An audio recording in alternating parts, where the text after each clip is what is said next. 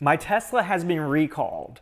My Tesla, among 2 million others, has been recalled. This is a nightmare. I'm going to have to take it into the Tesla service center to get fixed. It's going to waste so much of my time. That's actually not the case. Let me show you what a Tesla recall is. And once I show you, you're going to wonder why the news overhypes this to extreme levels.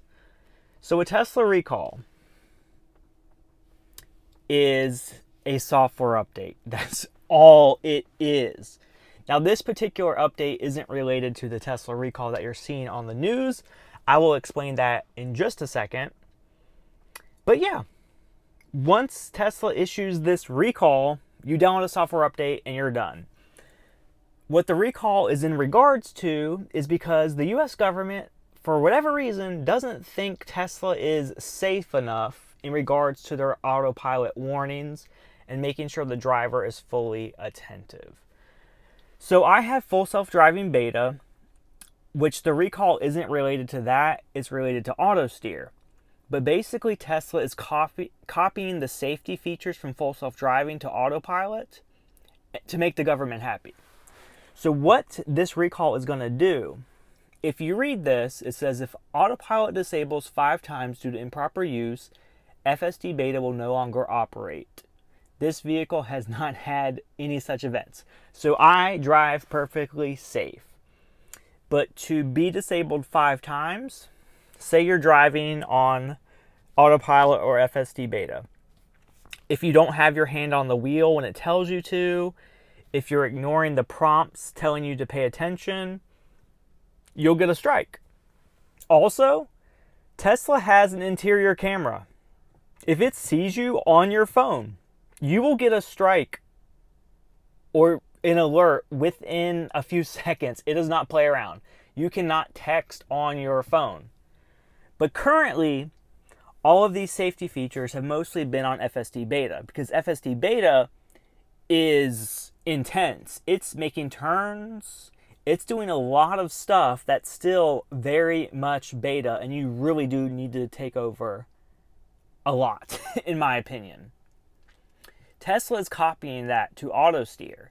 So auto steer, if you're not familiar, it's literally just keeping your car within the lines and keeping your distance between the vehicle in front of you or maintaining the speed that you have set. That's all it is. So full self-driving, if you don't pay attention, you can completely lose your ability to have full self-driving for a week. So if it disables 5 times due to improper use, I can't use it at all. So then I would have to rely on autopilot. But after this recall, it's going to apply to auto steer and full self-driving. So if you're on your phone or you're not paying attention to the prompts to put some torque on the steering wheel, you can lose your ability to use both autopilot and full self-driving. That would be a nightmare situation before a road trip. So make sure you pay attention to the prompts. Also, this recall, from what I understand, the screen right here where it tells you to pay attention to, put some torque on the steering wheel, or you can even do the volume up or down like that to signal you're paying attention. The warnings here are going to be a little bit bigger. I've been told maybe they're going to be a little bit more frequent depending on the road you are on, or like say if you're coming up towards a stoplight or stop sign, it wants to know that you're paying attention so you could be ready to take over. Because say, for example, you're upcoming to a stoplight and the Tesla thought it was one color, but it was actually another. That's kind of smart, to make sure the driver is paying attention. Same with a stop sign. You never know. So this is not the recall, but when it is the recall, it's going to be the same process. Software update, install now, tap, tap, tap, goes and it installs. Whoa, that's some crazy fingerprints. But yeah, if this was the recall, it would be fixing itself right now. There is no taking it into the Tesla shop to fix it.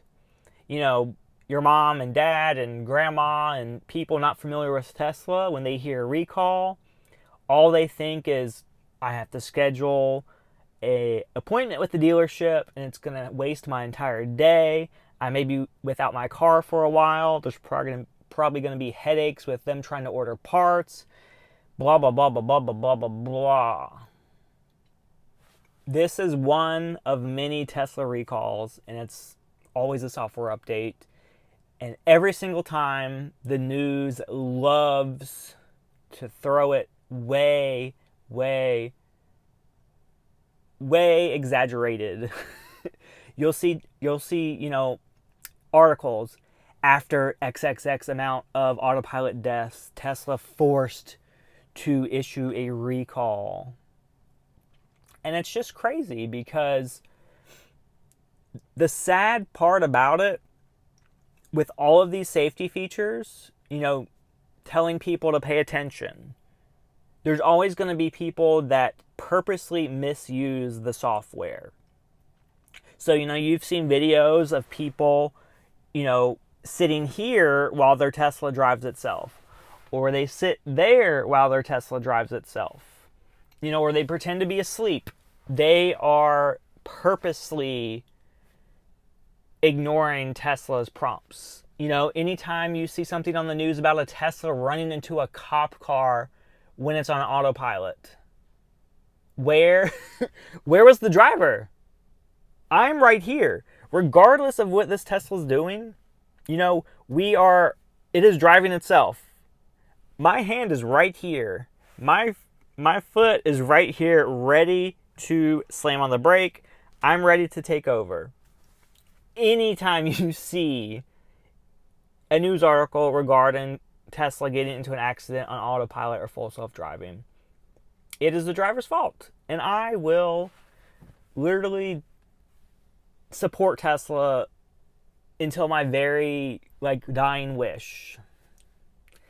It's not a big deal, this recall. So just keep that in mind. And yeah, it's a little inconvenient because this, installing a Tesla software update can take 30-40 minutes. But, just do it while you're asleep. Do it while you're making breakfast.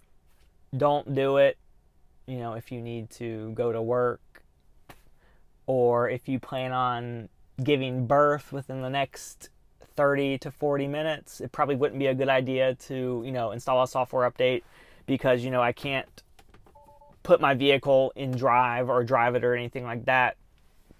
Do not drive until complete. If you can even see past all the smears. Okay, that's it. My Tesla recall is not a big deal. Don't worry about it. See you later. Bye.